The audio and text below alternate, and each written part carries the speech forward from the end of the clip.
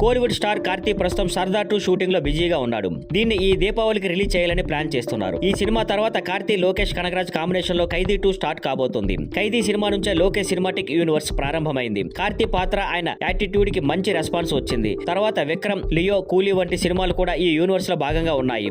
ఇప్పుడు టాక్ ఏంటంటే ఖైదీ 2 లో సూర్య రోలెక్స్ పాత్ర కూడా ఉంటుందని వార్తలు వస్తున్నాయి. విక్రమ్ సినిమా చివరిలో రోలెక్స్ క్యారెక్టర్ తో సూర్య బాగా ఆకట్టుకున్నాడు.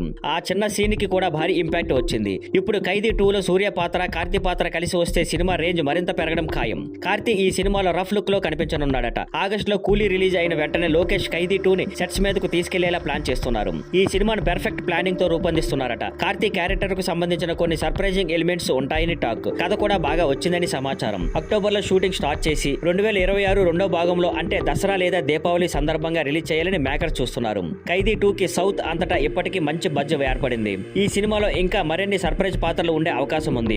ఇవి ఎల్సీయూ క్రేజ్ ను మరింత పెంచేలా ఉంటాయని చెప్పొచ్చు. కార్తీ మాత్రం ఖైదీ 2 కోసం తెగ ఉత్సాహంగా ఎదురు చూస్తున్నాడు. ప్రస్తుతం ఆయన సర్దార్ 2, వాతియా, మార్షల్ సినిమాలు చేస్తున్నాడు. అలాగే తెలుగులో హిట్ 4 కు కూడా సైన్ చేశాడట. అయితే వీటిలో ఖైదీ 2 మాత్రం గరిష్ట స్థాయిలో హైప్ ఉంది. ఈ సినిమా ఖచ్చితంగా అంచనాలకు తగ్గట్టు ఉండే అవకాశం ఉంది. Thank you for watching. Please like, share and subscribe.